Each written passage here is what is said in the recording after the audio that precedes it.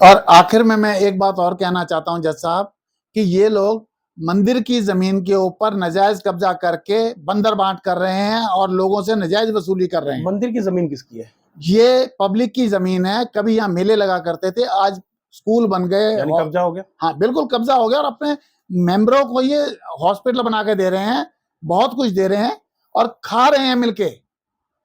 आप, मेरे को लगता है कई बार ऐसी एनजीओ, कई ऐसी एनजीओ होंगी जो दिखावे में तो एनजीओ है लेकिन मोगे में बहुत हैं, पर मेन ये एनजीओ जिसकी अरबों खरबों रुपए की जमीन है। जो ये क्या रिक्वेस्ट करना चाहते हैं? मैं यही रिक्वेस्ट करना चाहता हूं कि आप उनकी बात को सुने जरूर, पर सबूत देख करके फैसला दीजिए। जहां तक मेरे को लगता है कि अगर सरकारी जमीन है तो इसमें पार्टी सरकार होनी चाहिए। पार्टी सरकार होनी चाहिए, होनी नहीं चाहिए। और इसमें commissioner of police Firozpur division ने कहा भी था कि इनका जो है सब कुछ रद्द करके जमीन के ऊपर कार्रवाई की जाए इस सारी संस्था के ऊपर, पर हमारे मोगा के डीसी जी ने नहीं की। पीआई लगा सकते हैं।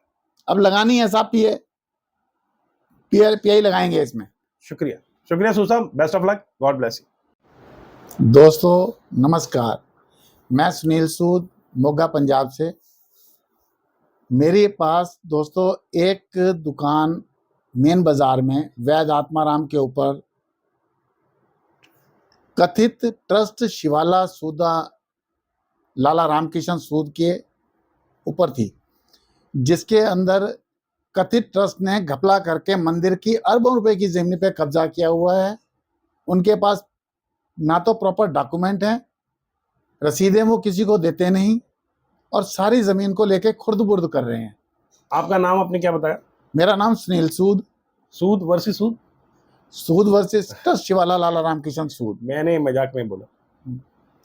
अच्छा, इसमें मेन जिक्र योग बात यह है, सब दुकानदारों से किराया लेते हैं, मुझसे भी लेते थे, किराया लेते रहे, जिसमें पहले इन्होंने मेरे ऊपर 2004 में केस किया। मैंने 1999 में दुकान ली थी। नहीं, जब आप किराया दे रहे तो रसीद नहीं लेते थे? रसीद नहीं देते किसी को, रसीद जारी नहीं करते।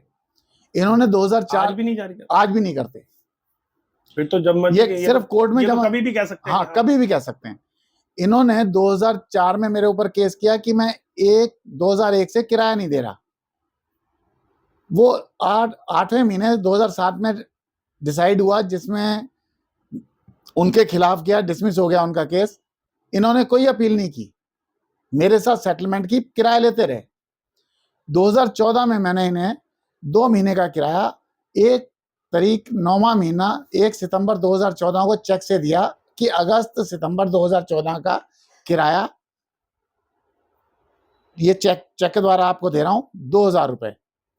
वो इन्होंने चेक पे मंथ का नाम, हाँ मंथ लिखा हुआ है, चेक की बैक साइड में लिखा हुआ। वो आज सरकारी प्रॉपर्टी है, बैंक में जमा है, बैंक से लिए जा सकते हैं, मैं आपको दे सकता हूँ, दिखा सकता हूँ उसको। इन्होंने अच्छा, मैंने उस टाइम भी पहले 2016 में इन्होंने दोबारा केस किया, तो उस केस में भी मैंने अपने वकील के थ्रू लगाया। अच्छा, जब ये पेमेंट लेके जाते थे, नहीं, 2016 में इन्होंने केस किया था, क्या इन्होंने 2007 की जजमेंट साथ लगाई थी? नहीं, इन्होंने कुछ नहीं लगाया। उसमें बताया था कि नहीं, इन्होंने कुछ नहीं बताया। मैंने बताया इनको कि 2004 में आपने केस किया था, तो ये डिसाइड हुआ कैसे। फिर इन्होंने 2004 पहले 2016 में भी 2001 से किराया मांगा था। उसके बाद इन्होंने किराया मांगना जो बना के दिया वो 9वें महीने के बाद से दिया। 1/5/2004 से 1/5/2004 से बाद का किराया मांगा। और माननीय जज दीप्ति गुप्ता जी ने, जो उस टाइम रेंट कंट्रोलर थी, मेरे साथ कितना बड़ा धोखा किया। मेरी फाइल में से चेक की फोटोकॉपी गायब। मैंने कॉल रिकॉर्डिंग, वीडियो रिकॉर्डिंग दी कि कई बार मेरी दुकान से पैसे लेके जा रहे हैं, कैमरे लगे हुए थे, मेरे ऑडियो वीडियो कैमरे थे मेरे पास। उसमें रिकॉर्डिंग होती थी, बकायदा विद आवाज साउंड थे। मेरे वकीलों ने मिलके दूसरे वकील के साथ सब गायब। वो कोर्ट, उस टाइम वो कोर्ट डॉक्यूमेंट था? हाँ, कोर्ट डॉक्यूमेंट थे, कोर्ट में मैंने दिए हैं, मैंने खुद जाके दिए हैं। पर आपने दिए हैं क्या? उन्होंने कोर्ट ने मेंशन किया वहां पे? देखो, ये मुझे नहीं पता, क्योंकि मुझे फाइल नहीं मिली पूरी।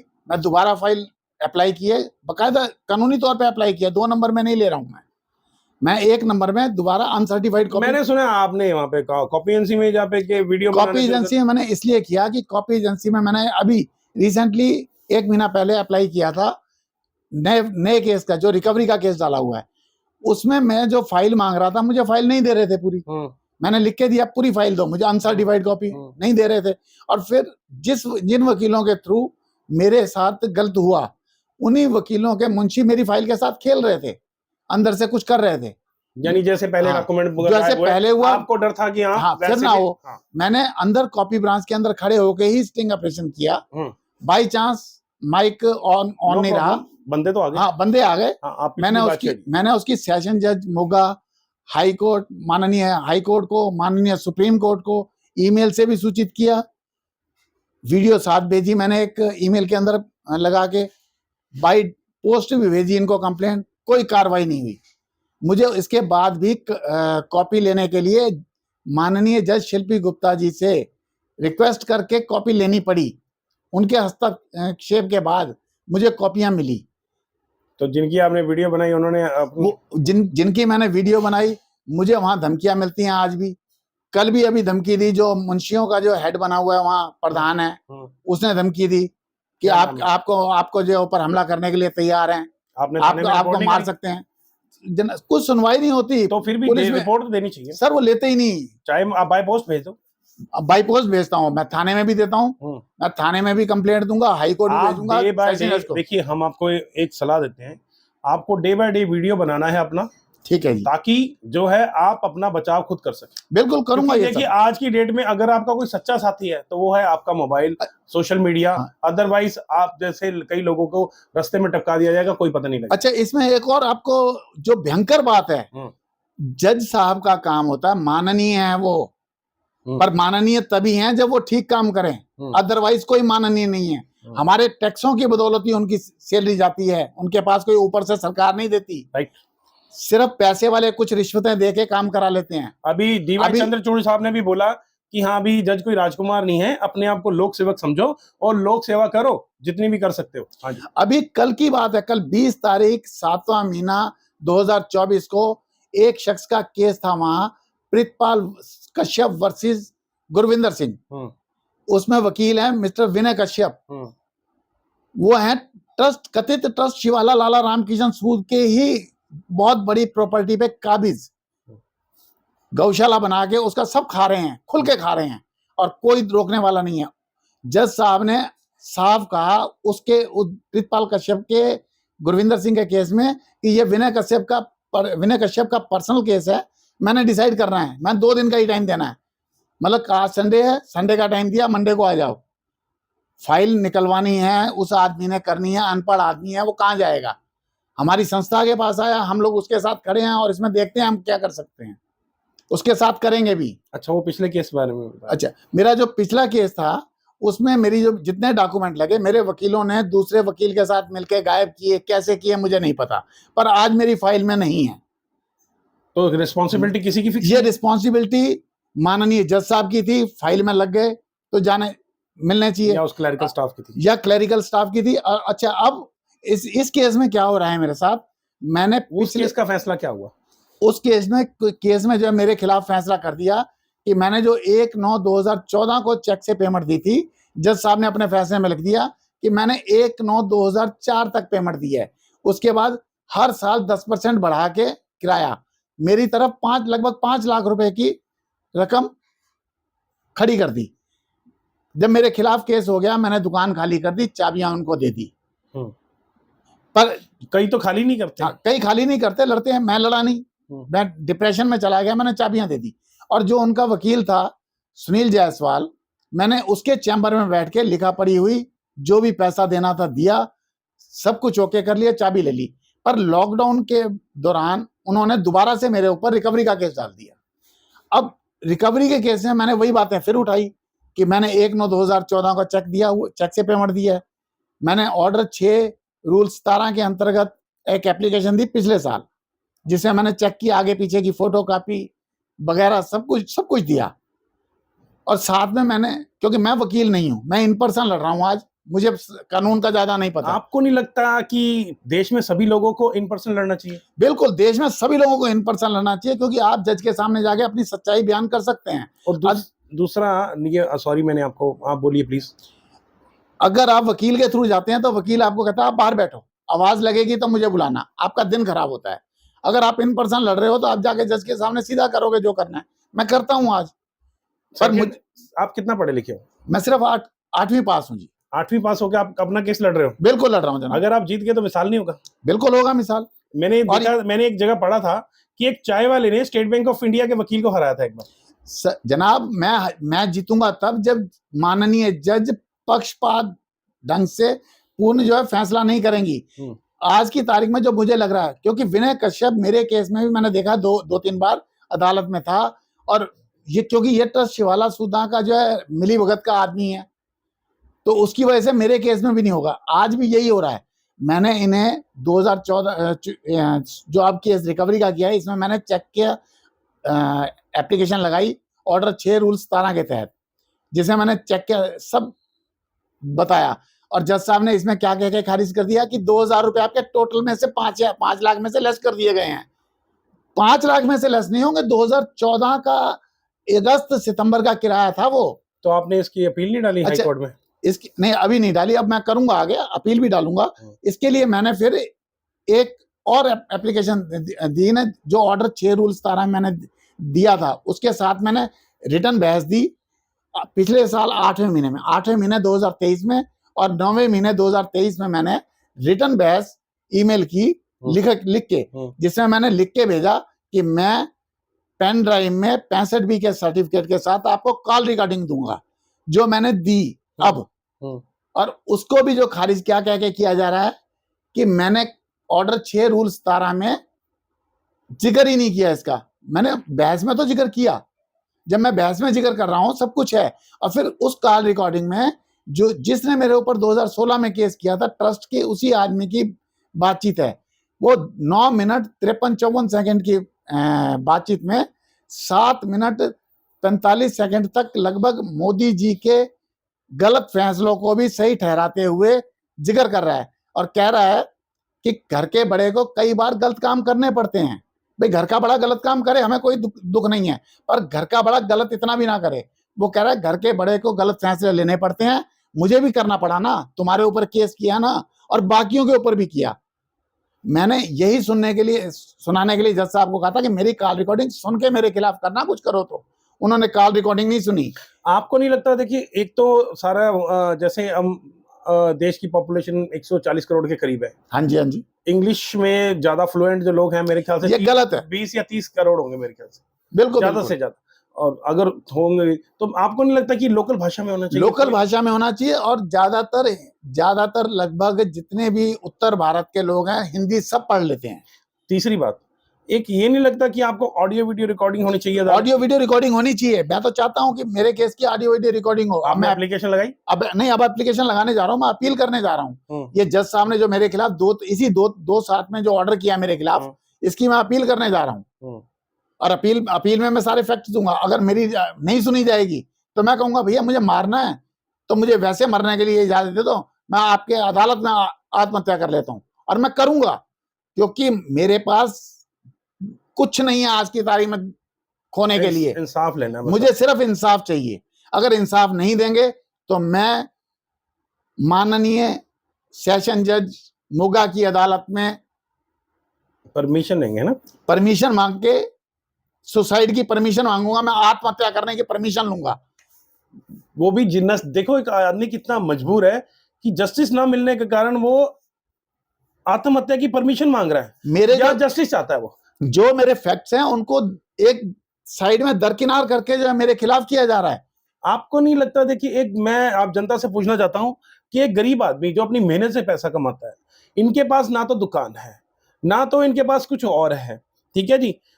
अभी ये मेहनत करके डे बाय डे इनको सैलरी भी नहीं आती, 1.5-2 लाख रुपए की सैलरी नहीं आती इनको।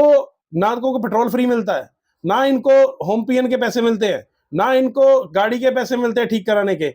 आपको नहीं लगता कि ये इतनी सहूलतें मिलने के बाद जो है नेचुरल जस्टिस के हिसाब से भी कभी कभी फैसले करने चाहिए? जरूरी नहीं है कि अगर आप कुर्सी पे बैठे हो कि रूल्स के अकॉर्डिंग गवाही, तो गवाहियां तो कहीं झूठी भी आ जाती है, फिर क्या करेंगे बताओ? अभी इसके साथ साथ एक और गलत काम हुआ है, जिसके मैंने एक और केस डाला है मोगे में, श्रीराम फाइनेंस के खिलाफ। मेरे बेटे ने मोटरसाइकिल ली थी 2016 में, श्री राम फाइनेंस से फाइनेंस करवाई, उसकी किस्तें खत्म हो गई, पूरी हो गई, तो उन्होंने मेरे बेटे के को 50,000 का लोन एक दे दिया, और उसी बिहाफ पे उस लोन की पेमेंट जा रही थी। इसी बीच लॉकडाउन लग गया, लॉकडाउन में किस्तें टूट गई। किस्तें टूटने के बाद वो नहीं दे पाया, तो उसके लिए बड़ी बार श्रीराम फाइनेंस के जो है रिकवरी हेड मैनेजर घर पे आते थे। एक तो मेरी घर के बैक साइड में रहता था, साहिल अरोड़ा आता था, तंग करते थे। तो वो तो सुप्रीम कोर्ट कहती है कि आपको ये बदतमीजी से बात नहीं कर सकते, ये बहुत बदतमीजी से बोलते हैं, हार्ड रिकवरी नहीं कर सकते। अच्छा, घर पे आते हैं, घर पे आके जब ये पैसे लेके जाते हैं तो कोई भी, चाहे बिजली बोर्ड का आदमी आया हो, रसीद नहीं देके जाता, पैसे या चेक ले जाता है। ऐसे फाइनेंस कंपनी वाले ले जाते हैं, रसीद नहीं देके जाते।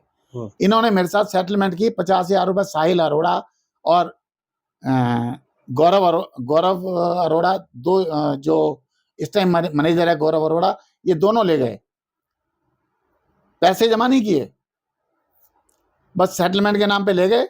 और अपनी तरफ से हम भी शांत बैठ के, चलो केस खत्म हो गया, घर का पड़ोसी था, हम इस बिहाफ पे रह गए कि हो गया, निपट गया। ये तो आप नहीं हो, दुनिया में ऐसे बहुत सारे केसेस हैं जहां पे ये लोग ऐसे एजेंट्स वगैरह आते हैं, पैसे ले जाते हैं, वहां पे कंपनी में जमा नहीं कराते, और 3, 4, 6, 5 महीने या साल बाद पता चलता है अरे आपका तो पैसा जमा ही नहीं। मेरे साथ भी यही हुआ।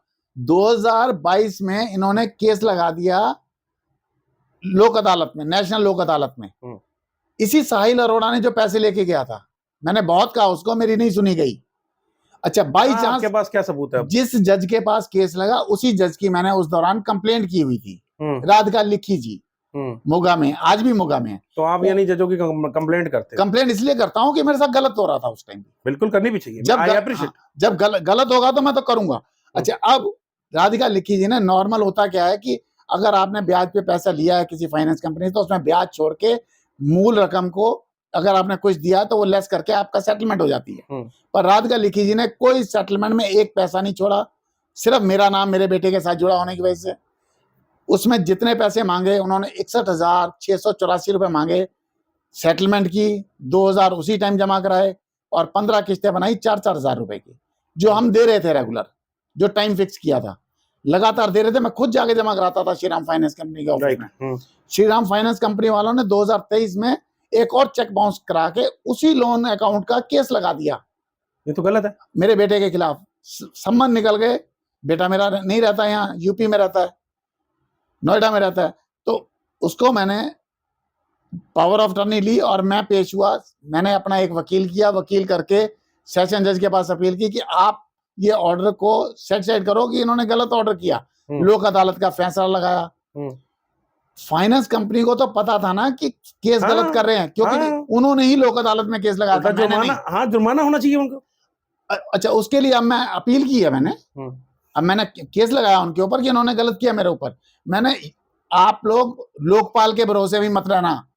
मैंने रिजर्व बैंक के लोकपाल को बहुत बार ईमेल से और वैसे सूचित किया, मुझे कोई इंसाफ नहीं मिला। उन्होंने कहा आपको जो है केस निपटा दिया गया, आपने पैसे दे दिए, केस खत्म। इसका क्या मतलब? वो मेरे घर से 50,000 जो ले गए उसका कोई कहीं जिक्र नहीं, मेरे पास एविडेंस नहीं है 50,000 का। 50,000 लिखे बिना मैंने बाकी जो दोबारा मांगा, एक ही केस 2 बार, तो वो कानूनी तौर पर मांग रहे हैं अदालत में। आपको यहाँ पे मैं आप सबको, जितने भी लोग इसको देखेंगे, मैं ये आपको सुझाव देना चाहूंगा कि बिना रसीद के आप किसी भी एजेंट को पैसे मत दो। और जब भी आप रसीद लेते हो तो आप रसीद के ऊपर भी ट्रस्ट ना करो, रसीदें भी गलत छपवाई जा सकती हैं। आप अपने बैंक को बोलो जाके, और वो हो सके तो पैसे देते वक्त उसकी वीडियो रिकॉर्डिंग करो, उसकी वीडियो रिकॉर्डिंग करो, सब कुछ हो।